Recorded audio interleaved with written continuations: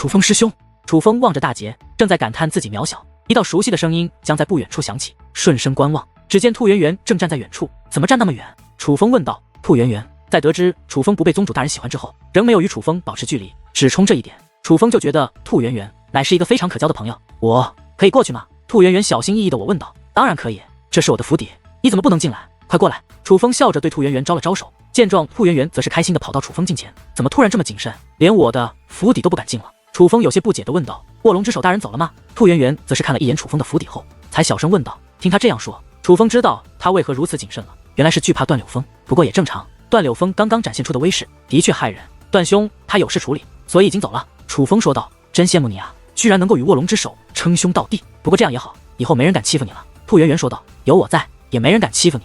楚风说道。这个我信。兔圆圆一双眼睛眯成了月牙，但很快想起了什么，于是说道。楚风师兄，其实我找你是有一件事想与你商量的。何事？楚风问道。过几天就是阴阳窟警戒开启的时候了，阴阳窟警戒你知道吗？兔圆圆问道。不知道。那是什么地方？修炼的地方吗？楚风问道。算是修炼的地方吧，也不算是修炼的地方。那在卧龙武宗内，也算是一处比较神秘的地方。进入其中，有机会得到一些机缘，但也可能一无所获。这个并无定律，但是有一个条件：阴阳窟警戒内有着一股特殊的力量，男子单独无法进入，女子单独也无法进入。若想进入，那其中需要捆上阴阳锁，一男一女一同进入才行。所以，这位是兔师妹对吗？兔圆圆正说着，忽然有一道声音响起，顺身观望，乃是夏言。拜见夏言师姐。见到夏言，兔圆圆赶忙施以大礼，都是自己人，不用这么客气。夏言也没有丝毫架子，主动将兔圆圆搀扶起来，那笑眯眯的模样倒是非常的和善。只是刚刚将兔圆圆搀扶起来，便对其说道：兔师妹，阴阳窟警戒开启，我准备与楚风师弟一同下去。你若是没有合适人选，我可以为你介绍一个，我觉得宋喜就不错呀。你与宋喜师弟一同进去可好？兔圆圆什么身份？对夏言本就忌惮，见夏言这样说，赶忙点头，多谢夏言师姐。若能与宋喜师兄同去，那是我的荣幸。这是一场女人之间的斗争，因为楚风很清楚，他根本没答应过夏言这件事。他甚至刚刚知道有阴阳窟警戒这样一个地方存在，对于阴阳窟警戒也很不了解。但是他眼下更关心的乃是宋喜。夏师姐，宋喜他被释放了吗？楚风问道。夏师姐，这么见外了吗？你别忘记，你可是看过我身子的人。夏言看向楚风，只是夏言此话一出，莫说兔圆圆，就连楚风也是目瞪口呆。虽然此时楚风府邸附近不如先前那样人多，但因为北玄院被破坏，长老弟子在修复北玄院，所以这周围的人也不在少数。再加上夏言的声音如此响亮，当他这句话说出之后，就像是定身咒一样，让周围的所有人都是停下身来，目光同时落在了楚风与夏言的身上。楚风看过夏言身子，他们到底什么关系啊？怎么不承认了？但夏言一点也不害羞，反而是用那咄咄逼人的目光盯着楚风。我这个……楚风很是尴尬，他不知道该不该承认，他不是胆小怕事，只是害怕这事传出去影响夏言名声。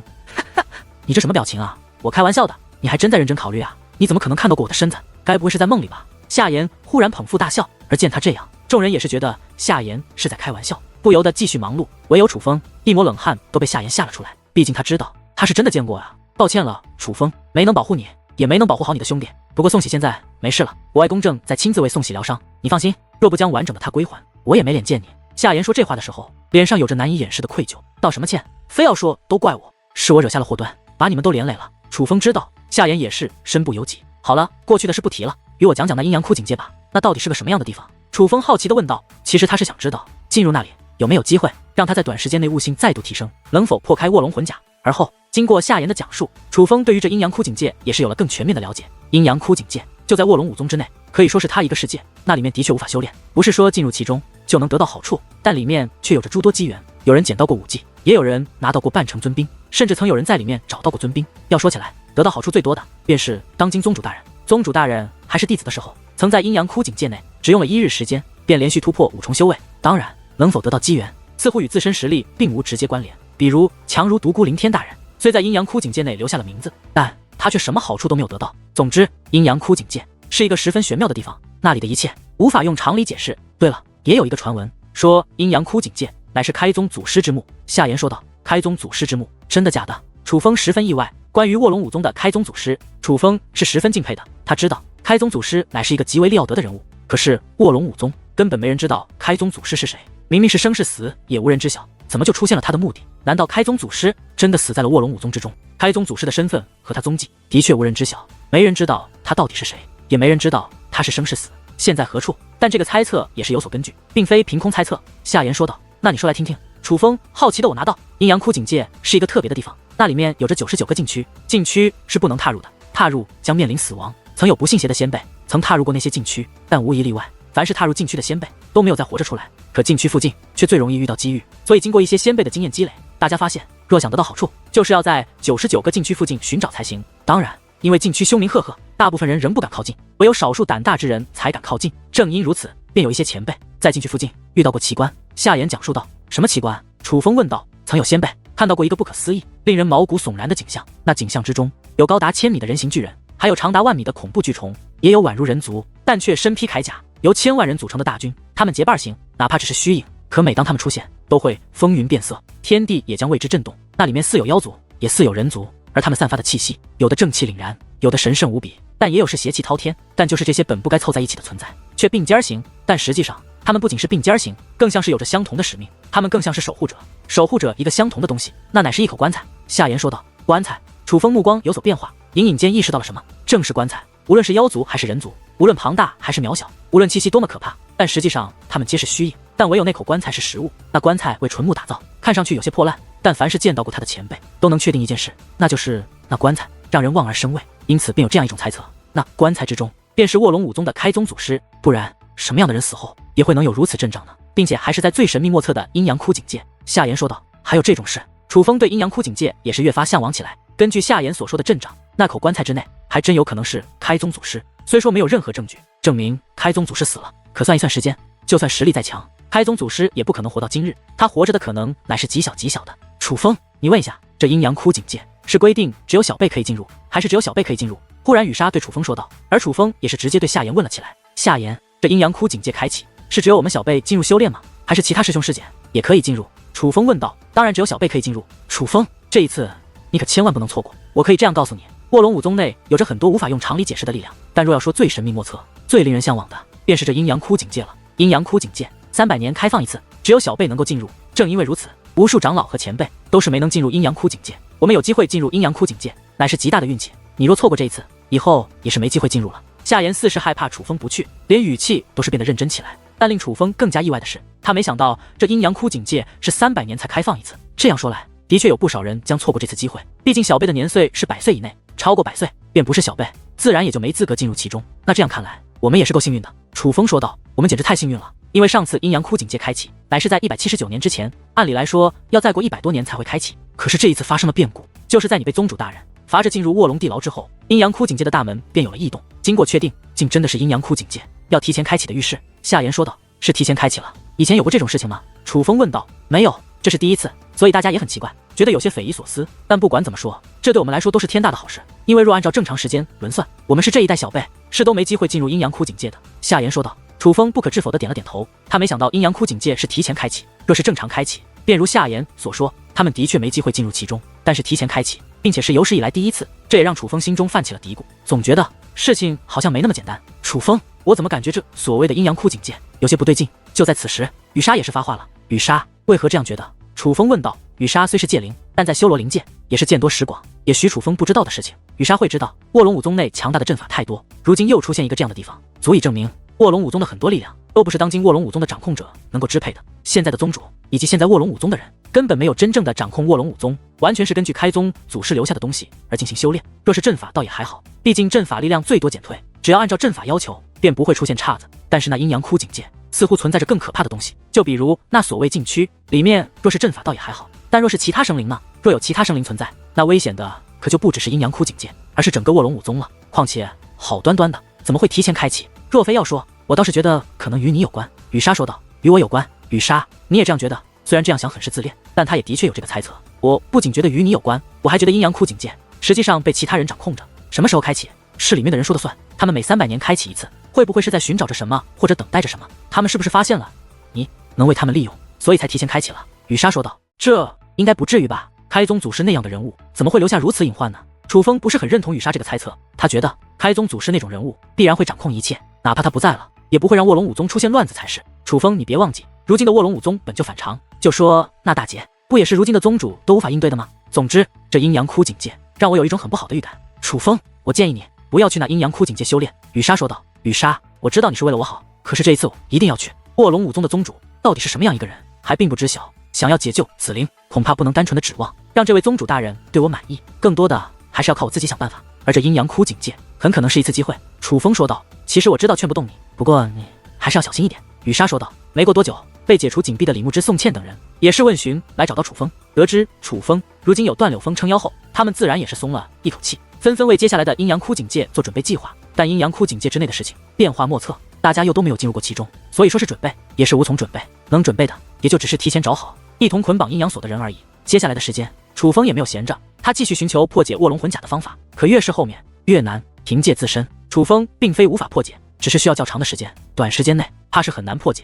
而转眼间就到了阴阳窟警戒开启的日子。阴阳窟警戒开启，所有小辈都可以进入其中，可以自己约好捆绑阴阳锁的对象。若是没有约好的，长老也会随机安排。当然，若是自行约好更好。因此，阴阳窟警戒的广场之上，不仅人满为患，人山人海，更是声音嘈杂。那些之前没有约好对象的人，都在寻找着、商量着。这里又是一个极为现实的场景。女子若是长得好看，倒是还能占些优势，但男子在这个时候，外表没有任何意义。女子几乎都只选择一修为较强的，毕竟接下来他们要进入的可是卧龙武宗最神秘莫测的阴阳窟警戒，那里有机遇，但也可能遇到风险。而这个时候，强大的男人更能带给女人安全感。快看，是李牧之师兄、夏言师姐、楚风。楚风也在。虽然此地人满为患，可当楚风等人结伴到来后，还是在人群之中掀起了轩然大波。尤其是楚风，如今简直可以说是卧龙武宗内最具名声的风云人物。他先是打破独孤凌天大人记录，后是做到了独孤凌天大人都无法做到的事情。最主要的是，他杀了南宫羽流之后，不仅全身而退，还让南宫春月被关入牢房之中接受严惩。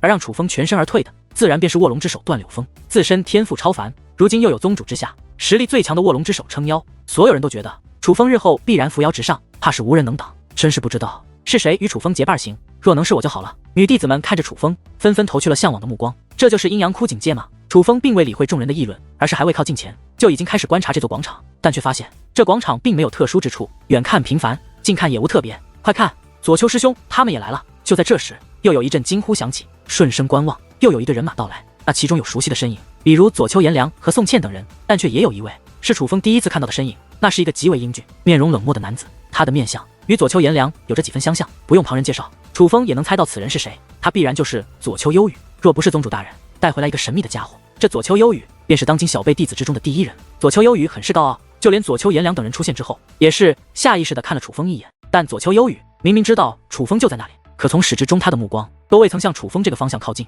不只是楚风，在场的所有人他都没有特意去看，就宛如在场之人根本不配进入他的眼睛一般。其实对于左丘颜良和宋茜等人的到来，楚风并不意外。当日冤枉楚风的人很多，他们本来都被惩罚，不该来到这样的场合。可是考虑到阴阳窟警戒难得开放，若是此次错过，日后便无机会，所以宗主大人破例给了左丘颜良等人一个机会。参加过此次阴阳窟警戒后，他们还是要回去受罚。当左丘幽羽他们来到后，驻守在此处的长老才拿出阴阳锁，分别分发给楚风和左丘幽羽等人。值得一提的是，只有楚风等人是长老主动将阴阳锁送过来的，其他人都要在分配好同行的对象后排队去领取。说起来，楚风等人也算是面子十足。至于这阴阳锁，说是锁，倒不如说是一根藤蔓，因为无论是触感还是模样，它都更像一根藤蔓，只不过这藤蔓具有灵性。楚风接过它，它便直接缠绕在了楚风的手腕上。接下来，它就受楚风所控，楚风可以操控它去捆绑另外一个人。阴阳锁分发结束之后，便是等待。因为阴阳窟警戒的开启，人为无法操作，所以他们只能等待。本来是日出之时便居于此处的众人，一直等到了深夜。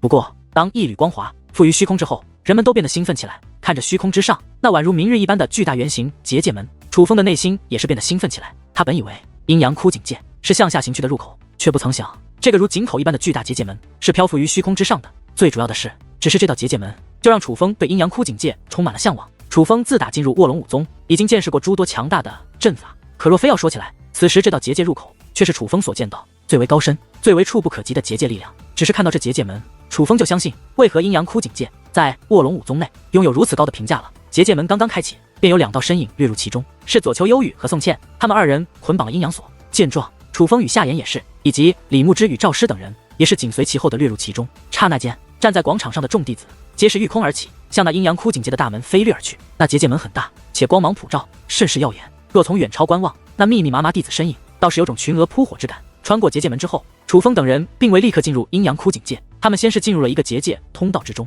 结界通道内充斥着一股诡异的力量，那诡异的力量就像是一群嗅觉灵敏的无形野兽一般，围绕着进入这结界通道的所有人。那力量在找寻破绽，若是谁被找到，那便会遭受这诡异力量的攻击。好在阴阳锁也开始发挥作用，主动引用楚风与夏言的气息，使得不被那诡异的力量攻击。但很快楚风就发现，一男一女通过阴阳锁捆绑的确是可以避开这诡异力量的最好方法。可实际上若是自己能够调节自己体内气息，将自己的气息达到一个阴阳平衡的状态，哪怕一个人也是完全可以避免被这诡异力量攻击的。当然那样做很难，但是对于楚风和夏言这种级别的界灵师来说并不难。最主要的是，楚风判断出这诡异的力量更像是一种筛选的力量，他在进行筛选，应该只用通过筛选的人才有资格进入阴阳窟境界。这样一来，他们使用阴阳锁虽然能够保证自己安然通过筛选，那是否也会对自己造成一些影响？若是自己凭借真正的本事通过筛选，是否能得到好处？按正常逻辑推算，必然是会的。楚风，你也发现了吗？夏言看向楚风，看来你也发现了。楚风说道：是啊，要不要把这个解开试试？反正你我应该都不成问题。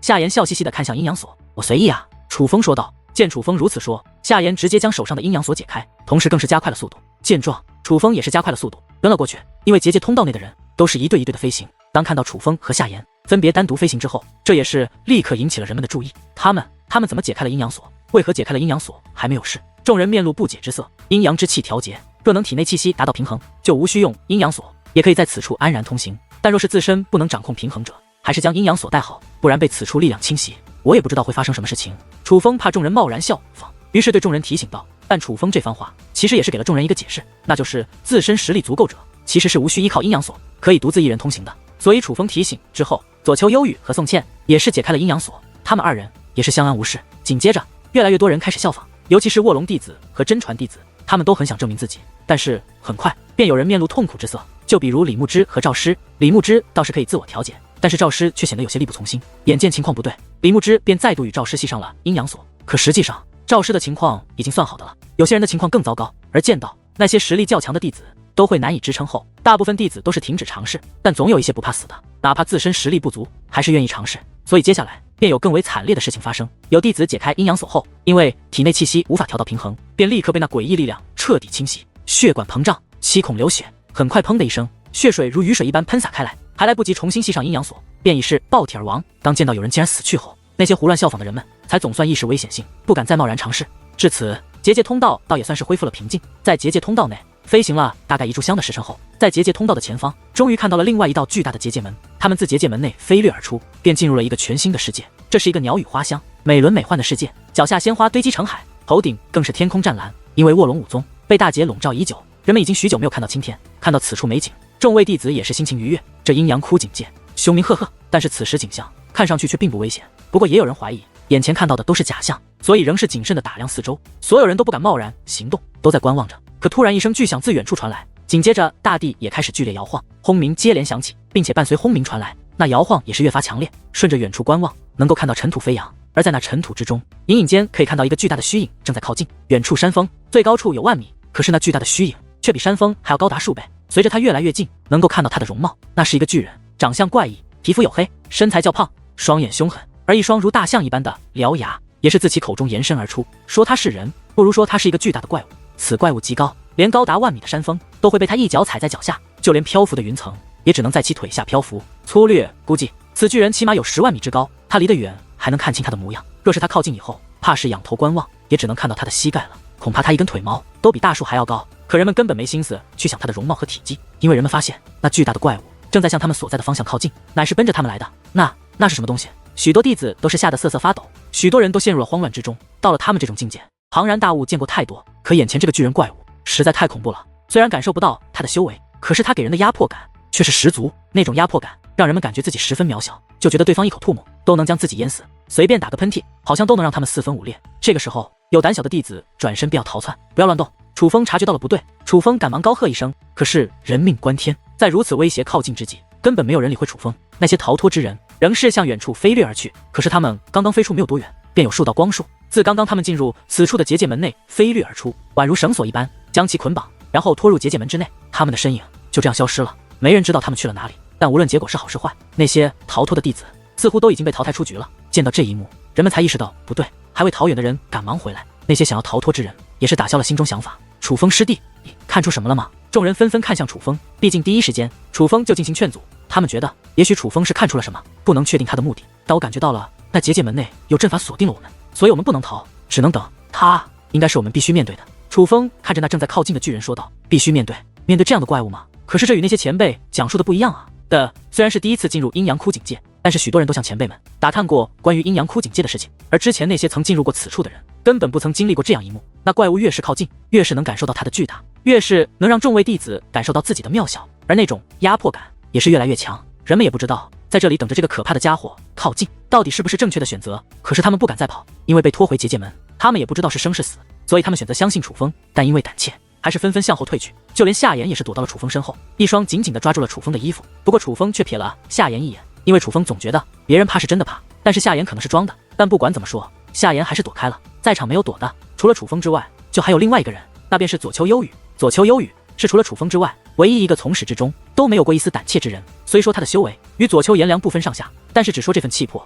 他的确更具有最强弟子的风范。伴随大地又一阵摇晃，一切终于平和下来。那只巨大的怪物在距离众位弟子大概3万米的距离停了下来，他虽不再继续前行，可却忽然张开大嘴。张嘴之际，除了扑面而来的恶臭之外，却是不断增强压迫感，这将许多人吓得都闭上了眼睛，还以为要大难临头。但很快人们发现，那怪物虽然张嘴之后压迫更强，但却并没有发动任何攻击。而顺势再看，人们或多或少都是有些惊讶或意外。只见怪物张开嘴巴后，将那长满倒刺的舌头伸了出来，而那舌尖处竟然盘坐着一个老头。老头的容貌倒是与怪物很是相似，但是他的体积却与正常人族相仿，甚至与楚风等年轻人比，那老头还要更加矮小一些。不过那巨型怪物除了以破旧的布将隐私部位挡上之外，身上便没有任何遮挡之物。可这位盘坐其口中的小老头却是穿着完整的衣衫，虽然也很破旧，但是起码看上去更加得体一些，能让本尊出山。你们之中倒是有位大才，不过令本尊有些意外的是，这一次不仅有人凭自身本事进入此处，且解开那阴阳锁的人更是有着多位。有胆魄自然便有赏赐，现在本尊赐予你们机遇，但最终能否得到好处，还要凭你们自己本事。怪物老头此话说完，将手伸向胸口，随后径自胸口掏出一把拂尘。老头衣着破旧，可那拂尘却是不凡，拂尘犹如白玉打造而成，可实际上那材质一看就非寻常之物。最主要的是，那拂尘上面不仅凝聚着极为强大的结界之力，更是散发着远古气息。若非要说的话，楚风的天师拂尘与这白玉拂尘相比，也是变得不值一提。宝物，哪怕楚风也从未见过如此厉害的结界宝物。这宝物厉害到在场的所有人都能察觉到它的厉害。原本有些胆怯的众位弟子看到那拂尘，目光顿时就变了。有些只是单纯被那拂尘的力量吸引，但有的却是露出了贪婪的目光。阴阳窟境界内不仅有深不可测的怪物，还有如此宝物。忽然，那怪物老头将拂尘挥动，随后对着宋茜一指，顿时一道神圣的光束自拂尘掠出，将宋茜笼罩。光束化作气焰，围绕于宋茜周身，不仅散发着神圣之感，气焰也是不断变化。若是仔细观看，隐隐间竟能从中看到一张地图，只是那地图变化不定，人们根本看不清到底是什么。多谢前辈。而宋茜不仅面露狂喜，更是直接对着那怪物老头施以跪拜大礼。看着宋茜那狂喜的模样，楚风猜测，人们看起不清的气焰地图，也许已经出现在了宋茜心中。于是楚风动用天眼，天眼之下，楚风果然洞察出了一些端倪。那原本模糊不定的气焰地图，竟在楚风的眼中变得异常清晰。但楚风并没有注意到，当楚风使用天眼之后，那怪物老头的下意识的便看了楚风一眼，并且眼中也是有着异样的光芒。紧接着，怪物老头继续挥动手中的拂尘，每挥动一下，都有一道光束掠下，笼罩着其中一个人。渐渐大家发现规律，被那光芒赐予气焰的，都是从头到尾解开阴阳锁，凭借自身穿过结界通道的人，并且每个人身上的光芒气焰所散发的神圣之感也是有强有弱。终于轮到了楚风，这气息好强，不愧是楚风，他果然是与众不同。看着楚风周身的光束，众人羡慕不已。倘若说庞然的光芒气焰只是光芒气焰的话，那么楚风身上的光芒气焰却是太过磅礴。那气焰不仅冲天起，隐隐间更是有巨兽的虚影浮现，只是那是何物也说不清楚，但是一看就非凡物，这哪里还是光芒气焰，说是异象也不为过。多谢前辈。楚风虽未施以跪拜大礼，可也是对着那怪物老头恭敬的施以一礼。旁人的光芒气焰隐隐间能够看到地图，楚风的根本看不到地图，隐隐间只能看到一个不同凡响的巨兽。可楚风心中不仅能够看到那巨兽模样，在巨兽的后背之上也有着一个极为清晰的地图，这应该就是楚风所寻的机遇。天哪，好厉害，竟比楚风还强！可就在楚风感叹之际，人群再度骚动起来。原来是左丘幽雨也得到了光芒气焰，而他的光芒气焰竟比楚风更加磅礴，且气焰形成的虚影不仅也是一只巨兽，这只巨兽形态更加完整，看上去也更加神圣。旁的不说，只说这光芒气焰，左丘幽雨比之楚风竟更胜一筹，这几乎超出在场所有人预料的。毕竟楚风才是多次打破独孤凌天大人记录的天才，难道说左丘幽雨在结界通道内的表现竟还要在楚风之上？在左丘幽雨也得到那光芒气焰缠身之后，那怪物便闭上嘴巴，且立刻转身，迈着震动大地的步伐向来时的方向行去。只有那怪物老头的声音却仍在响彻着：大才之人，希望你不要让我家大人失望。这句话其实不是特别响亮，但却一直在众人心中回荡。他家大人这前辈的实力已是如此恐怖，那他口中的大人又将是何等人物？为何阴阳窟境界内会有这样的存在？之前从未听闻那些前辈听闻过呀。阴阳窟境界内真的有其他生灵存在啊！一时之间，众位弟子议论纷纷。这位怪物老头给出的线索未免太过惊人了。如果说之前关于阴阳窟井界内有其他存在只是猜测，今日这似乎已经得到了证实，并且这比他们预想的还要可怕。不说旁人，只说刚刚的怪物老头已是深不可测，那他口中的大人恐怕更强。若是这些存在离开阴阳窟井界，当今卧龙武宗的实力是否能够抗衡？这让所有弟子都感到了一种危机感。楚风，刚刚那位难道不是阵法所化，而是真实存在？夏言对楚风问道。他起初以为是阵法，可是仔细观察之后，却怎么看也不像阵法，因为那一切太真实了，无法确定的情况下，他只得向楚风求教。应该是吧？但楚风的回答却漫不经心，甚至有些迟钝，并且从始至终，楚风都在看向左丘幽雨，哪怕回答的时候都未曾看向夏言。准确来说，是盯着左丘幽雨那光芒气焰。楚风似乎很在意这件事啊，能不在意吗？楚风多次打破独孤凌天大人记录，他一定觉得刚刚那位口中的大才是他吧？现在却发现那位大才是左丘幽雨，心里必然很是难受啊！众位弟子纷纷说道。见状，夏言也是反复对比了一下楚风身上的光芒气焰以及左丘幽雨身上的光芒气焰，只有他们两个人的气焰与众不同，宛如异象一般惊人。但他们二人的异象也的确有着肉眼可见的差距，是不是哪里出了问题？夏言嘀咕说道。夏言，你这是什么意思？左丘幽雨虽然没说什么，可是左丘颜良却是面露不爽，戴罪之人还不安分，连我说什么都要管，你以为你是副宗主啊？夏言虽然实力不如左丘颜良，但是他却丝毫不畏惧对方，甚至讽刺他的时候，更是直接把左丘颜良的爷爷也给牵连了出来。面对左丘颜良敢用这样的态度，楚风还是第一次从除了他之外的其他弟子身上看到。可偏偏夏言这样的态度，左丘颜良也是不敢如何，只是气得脸色铁青。此时倒是向来冷漠的左丘幽雨开口了。夏言，你的出身很好，天赋也是极佳，你这样的人则有应该慎重。这番话已经不是暗示，而是明指，所有人都知道他说就是楚风。多谢左丘师兄关心了，不过我夏言要与谁交朋友，恐怕也用不着你来管吧。夏言这话虽然是笑眯眯的说的，但谁都听得出来，就连左丘幽雨也是被他对了，好自为之。左丘幽雨不想与夏言过多争辩，说话间便要御空而起，他想直接离开。等一下，可就在此时，楚风却是忽然开口，有事？左丘幽雨问道。哇，没事了。楚风说完此话，便将目光投向了左丘颜良。楚风，你搞什么鬼？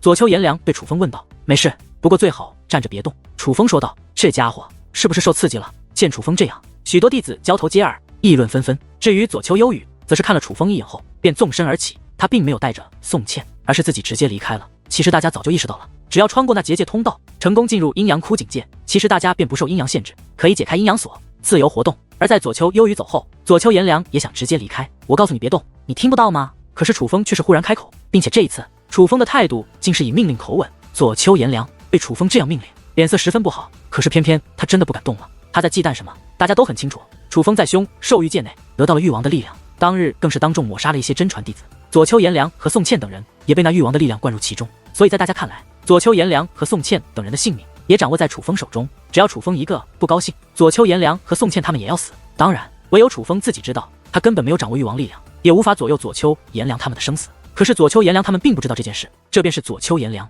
如此惧怕楚风的原因。可就在此时，忽然一股强大的力量从天而降，当众人反应过来之际，那力量已是落在了楚风所在的方位，强大的涟漪将楚风身旁的夏言等人都是击退，而楚风先前所站的位置只是留下了一道深坑。至于楚风，身影也是彻底消失，只有一点气息还残留此处，那是武尊境的攻势。左丘幽雨，你敢暗杀楚风，我要你命！几乎在那攻势落下之后，夏言便发出了无比愤怒的咆哮，他神情十分激动，绝美的脸庞都变得扭曲起来，看得出来他真的是被气到了。但他的这声怒吼也是让众人反应过来，刚刚的攻势好像真的是针对楚风的。而要说起来，的确是左丘幽雨的嫌疑最大，只是楚风虽然不见了，但却连一滴血都没有留下，众人也是无法判断楚风是否真的死了。左丘幽雨，给我滚出来！夏言近似发狂，二品武尊的气息更是化作肉眼可见的气焰，席卷天地。不仅如此，他更是拔出兵刃，那是一把白玉长剑。此剑一出，同样威势滔天，那乃是一把尊兵。不得不说，此时夏言无论是威势还是架势，都是具有极强压迫感。尤其那副架势，他是真的要与左丘幽雨大战一场。夏言，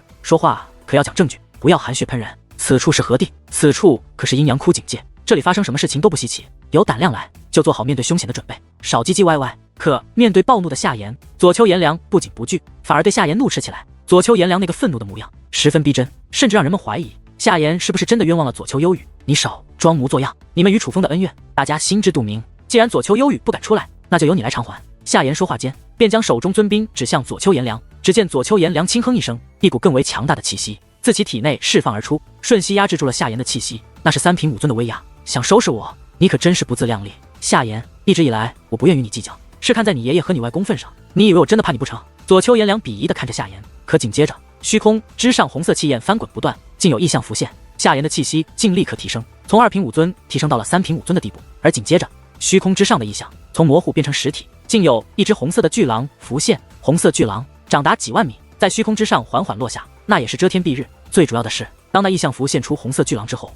夏言的气息竟再度提升，达到了4品5尊的地步。你竟将天赐神体修炼到了这一地步。看着夏言此时的变化，就连左丘颜良也是一脸意外，原本不屑的目光也是变得凝重起来。而至于其他弟子，更是目瞪口呆。虽然早知道夏言的天赐神体修炼得非常厉害，但却不成想他修炼到了这一地步，竟能在5尊境凭借天赐神体的力量连续突破2重修为。而众所周知，左丘颜良是3品5尊，并且拥有强大的天级血脉，并且当初还在至尊境时也是能够施展雷纹与雷霆铠甲，天赋同样极强。可是到了5尊境之后，他的天雷血脉得到了限制，如今只是能够施展出雷纹而已，雷霆铠甲已是无法施展而出。所以别看如今的左丘颜良是3品5尊，真实境界比夏言高出1品，可因为他只能在5尊境提升1品修为，他的修为最强的时候也只是能够达到4品5尊。这样来看，现在的夏言还真是能够与左丘颜良一战。可突然之间，夏言周身的空间一阵扭曲，紧接着夏言便消失不见。在夏言消失之后，空间不断扭曲，李牧之、赵师、宋喜、兔圆圆等人依次消失不见。紧接着，就连左丘颜良也消失不见了。本来人们还有些恐慌，以为是发生了什么变故，可是当左丘颜良消失后，便再没有其他人消失，这倒也是让人们安下心来。至于左丘颜良，当并没有消失，而是被人用力量转移，来到了另外一处地方，并且在这里，刚刚消失的夏言、李牧之、宋喜、兔圆圆等人也都在这里。当然，还有左丘幽雨。此时的左丘幽雨额头之上同样有雷纹浮现，并且他的雷纹不是天字，而是与楚风一样，乃是神字。这左丘幽雨竟也修炼了神罚玄功。不仅如此，除了神字雷纹之外，他的身上还有雷霆铠甲涌动。正因如此，别看他的修为与左丘颜良一样，同样是3品5尊，可他在连续施展了神字雷纹以及雷霆铠甲之后，他的修为达到了5品5尊的地步。这便是为何同样是3品5尊，左丘幽雨无论是卧龙弟子的排名，还是卧龙5宗内的声望，都要在其哥哥左丘颜良之前的原因。无论是天赋还是实力，左丘幽雨的确是当今卧龙5宗的最强小辈。夏言虽然凭借天赐神力强大的掌控力，在5尊境连续提升2品修为，可是他4品5尊已经是他的极限。再把修为提升到5品5尊的左丘幽雨面前，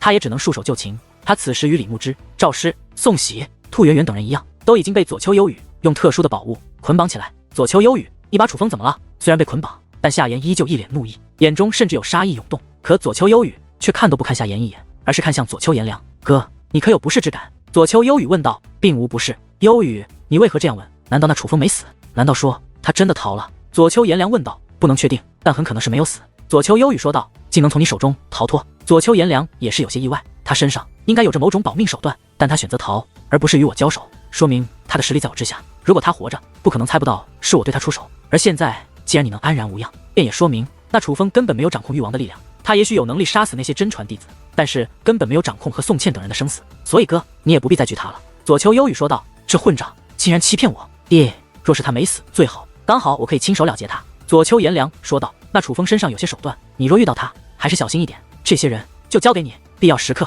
可以用他们来威胁楚风。左丘幽雨所指的，自然便是被他控制住的夏言等人。幽雨，你直接对他们动手。若是离开此处，看着那被捆绑住的夏言等人，左丘颜良还是有些担心。哥，你在说什么？刚刚空间扭曲，他们不是已经遭遇不测，怎么可能活着离开？左丘幽雨说道。而他此话一出，莫说夏言、李牧之等人，就连左丘颜良的脸色也是变得不好起来。这言外之意是要杀人灭口了。左丘幽雨，你以为旁人是傻子吗？你敢对我们下毒手，我爷爷和我外公他们绝对不会放过你们。夏言察觉苗头不对，逼不得已也只能抬出自己的爷爷和外公。左丘幽雨没有说话，而是走到了夏言身前，随后他抬手一拳，竟直接击中了夏言的腹部。这一拳下去，夏言大口鲜血直接喷出，整个人更是扑通一声跪在了地上。可左丘幽雨并未停手，竟一把抓住了夏言的头发。夏言一脸愤怒，可是刚刚那一拳太疼了，疼的他竟说不出话来，只能看着左丘幽雨那张冷冽的脸孔。你用你爷爷和外公来威胁我，那咱们就赌一次，看看我杀了你，你爷爷和外公能否奈何于我？话罢，左丘幽雨竟大袖一挥，抓住夏言的头发，将其脑袋狠狠地摔在了地上。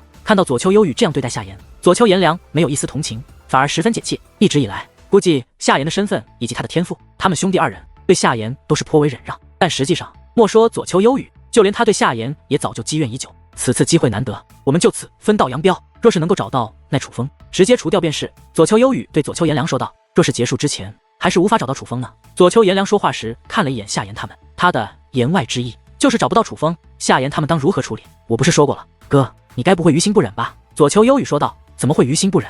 我只是怕处理掉他们，给爷爷添麻烦。左丘颜良说道。你错了，咱们不是在给爷爷添麻烦，而是在帮爷爷解决麻烦。左丘幽雨此话说完，便纵身而起，离开了此处。虽然左丘幽雨离开了，可是因为捆绑夏言等人的绳索乃是特殊的宝物，所以夏言依旧毫无反抗之力。只见左丘颜良取出一个乾坤袋，便将夏言等人全部收入其中。与此同时，在这阴阳枯井界的另外一地，楚风正隐藏身形，快速的前行着。楚风不仅施展出了雷纹以及雷霆铠甲，更是将4项神体的力量也施展而出，几乎在施展全力进行赶路。楚风，我们是在去哪里？是回去找夏言他们吗？雨莎问道。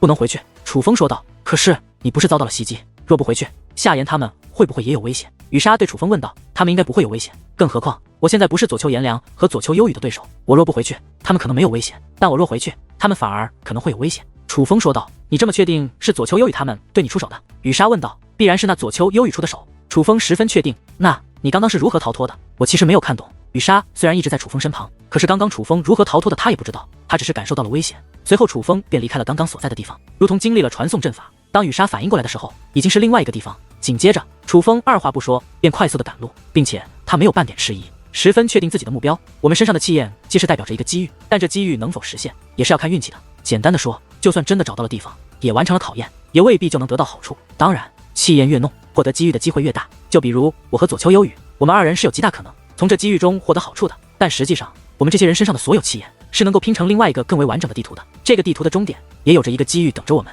并且只要通过考验，在这里是绝对能够得到好处的。事实上，当我从那些气焰之中拼凑出这完整的地图时，就已经得到好处了。刚刚左丘幽雨暗中偷袭于我能够逃脱，便是我从那气焰之中得到的好处。那是一次保命的机会，但只有一次，我也没有想到我刚刚得到就浪费掉了，但是他终究是保了我一命。楚风解释道。竟是这样，得知楚风也只能保命一次，并且已经用过那唯一的一次机会，雨莎也不敢再劝楚风回去找夏言他们，他可不希望楚风遭遇不测。那现在我们是按照你从气焰中拼凑出的完整地图赶路吗？雨莎问道。正是，我必须尽得到那里的好处，这是我眼下唯一能报复左丘幽雨和左丘颜良的机会。楚风说道。那好处能让你得到类似誉王的力量？雨莎好奇地问道。不，我不确定那里有什么好处，但我能够确定的是，若是这完整地图的好处被我得到，那么其他人所得到的地图将全部失效，左丘颜良和左丘幽雨将彻底丧失得到机遇的可能。楚风说道。这样的吗？听到此话，雨莎也是十分高兴，可是很快他又问道。那夏言他们呢？我只能日后找寻机会再补偿他们了，但无论如何都不能让左丘幽雨和左丘颜良他们得到好处。楚风说道。楚风以全力之姿向那个地方赶去，他所寻机遇乃是所有机遇中最强的，并且与其他机遇也是有着一定联系。只要楚风能够将此机遇得到，其他人的机遇将全部失效，而反过来，若是其他人任何一个人的机遇被得到，楚风现在所找寻的机遇也将失效。要么楚风得到机遇让其他人空手而归，要么就是其他人率先得到机遇，楚风丧失这难得的机遇。虽说楚风若是成功，夏言等人的机遇也会失效，这并非楚风所愿，可楚风还是要这样做，因为他不能让左丘幽雨得逞。若不是以天眼看出奥秘，从众人气焰中悟得这全新的机遇，那么左丘幽雨的机遇便是最强的。这阴阳枯井界神奇莫测，其中机遇也必然极为惊人。楚风怎可让左丘幽雨得到如此机遇？而经过一番赶路，楚风距离那地图终点终于越来越近。眼下楚风进入了一片荒漠之中，穿过这荒漠便可到达那地图终点。不对劲，只是飞行一段时间后，楚风便忽然停了下来。怎么了？雨莎问道。地图之上这片荒漠的确存在，可正常来说，我早该穿越这片荒漠到达地图终点，但是眼下这荒漠却仿佛无穷无尽，根本走不到尽头。楚风说道。难道说这里是阵法？雨莎问道。我已经以天眼看过了，根本看不出任何不对，也察觉不到一丝结界之力。楚风说道。那再向前走一走，也许很快就出去了。雨莎说道。听闻此话，楚风再度动身，只是这一次楚风却并没有继续向前飞掠而去，而是向来时的方向飞掠而去。楚风进入这片荒漠，向前赶路，用了半炷香的时间。按理来说，以同样的速度向来时方向飞去，半炷香的时间便可以离开这片荒漠。可是楚风用出的时间明明已经超出了半炷香，可是他还是无法走出这片荒漠。莫说无法走出，他甚至都看不到荒漠的边际。楚风此时御空而起，飞出极高的距离，茫茫白云也是远远低于他所在的高度。可就是这样的高度，一眼望去，大地之上四面八方尽是黄沙，根本就看不到尽头，真的被困住了。既不是阵法，为何会有如此力量？雨莎问道。莫慌，我自有办法。楚风在空中快速飞行了一会，眼见着并无效果，他便快速飞落而下。呼啦啦，黄沙如岛涌，瀑布冲天而起。是楚风，他钻入了荒漠之中，直奔地底而去。沙层很厚，厚到超出楚风想象，可楚风依旧一直下潜。终于他穿过了沙层，看到了土壤层。到了土壤层之后，楚风仍继续下潜，直到遇到地下暗河，楚风才停下来。楚风虽然身处于地底深处，但他却仍能辨别方向，破开层层土壤，坚定地朝着一个方向走去。但是前行没有多久，楚风便停了下来。怎么了？见楚风忽然停下，雨莎关切地问道。他能与楚风共享视听，可是他却什么也没有发现，不知楚风究竟为何停下，能不能成就看这一次了。话罢，楚风便向上冲去，很快他便离开地底深处。而当冲出地底深处后，雨莎顿时狂喜。按理来说，楚风在地底深处前行的时间很短，飞跃而出，应该还在荒漠之中。可是此时，楚风的脚下已不再是荒漠，那荒漠出现在了楚风后方，而在前方乃是一片石林。石林上面每一块石头都刻满了复杂的结界符咒与纹路，并且所有石头上的结界符咒与纹路都不相同，石头的形状大小也不相同，虽没有任何耀眼的光华，可是这石林仍是极不简单。很显然，楚风所说的机遇应该就隐藏于这片石林之中。楚风，你是怎么知道要进入地底深处才能穿过这片荒漠的？楚风问道。若是阵法，自然有破阵的方法，可那荒漠并非阵法，它究竟是何物我不清楚。但若想从荒漠上面走出去，根本就行不通。我只是用了一个很简单的方法，既然荒漠之上走不出去，那我就在荒漠之下走。没想到真的成了。楚风说道。听闻此话，雨莎内心十分佩服。楚风的说法的确很简单，就只是在遇到难题的时候转变了一下思路而已。可是真正遇到问题时，能有这种思路的人很少，至少他就没有想到这一点。如果是他，可能会一直在荒漠之上，与那荒漠死磕，以为困住他的是荒漠，那么破解之法也必然在荒漠之中，并且他觉得大部分人都会与他一样的想法。也正因如此，他才发自肺腑地对楚风感到佩服。真正的难的是这个，这才是真正的谜题啊！虽然终于到达地图的终点，可是望着眼前的石林，楚风却是眉头紧锁起来。身为界灵师，他很清楚，想要破解这片石林非常的难。可就在此时，大地开始震动，紧接着一只巨手从石林之中钻了出来。那巨手漆黑无比，长达100米有余。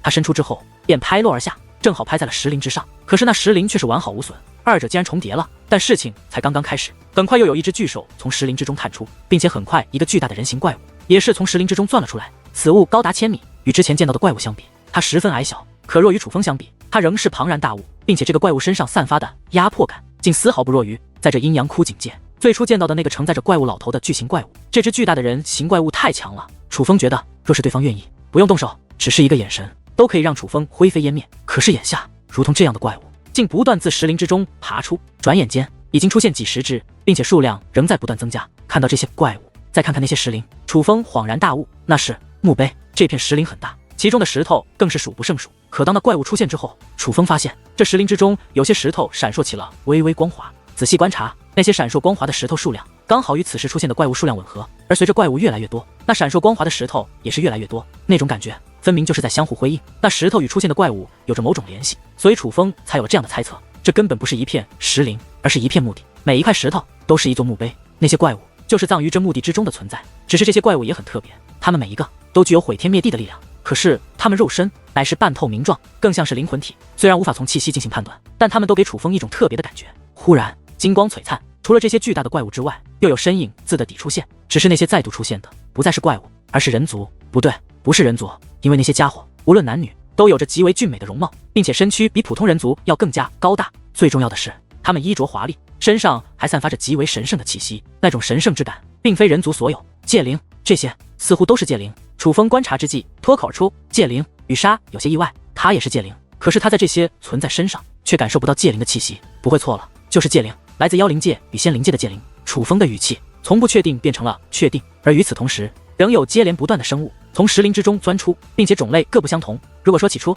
雨莎还不相信楚风说的话，那么现在他开始渐渐相信楚风说的话了。虽然这些生物看上去的确与界灵有别，但是若要区分起来，还真的可以区分出不同的种类。那模样已是符合鬼灵界、兽灵界、妖灵界、佛灵界、魔灵界以及仙灵界的外表特征，只是他们的气息很奇怪，并无界灵的气息，看样子就像是这个世界的生物一样。若非楚风的猜测，雨莎也不会将他们与界灵联系到一起。可若非要说他们是界灵，却也的确有着符合界灵的特征。只是奇怪的是，他们身上的气息更像是属于修武界。忽然古怪的巨响自的底传来，很快竟有长达万米的巨虫出现，那是巨型甲虫。此虫浑身铠甲，铠甲上布满尖刺，看上去极其威风。因为不仅仅是体型，它所散发的压迫感竟比在场的所有界灵都要强大。可如同这样的巨虫，他们以王者之姿不断涌现，转眼间如同这样的巨虫已是出现几十只。雨莎，如果这些也是界灵，你觉得是妖灵界还是兽灵界？楚风对雨莎问道。虽然觉得这些也是界灵，但楚风却无法判断他们到底来自哪种灵界。非要说的话，更像是虫灵界。雨莎说道。虫灵界，楚风倒是第一次听说这个灵界的界灵，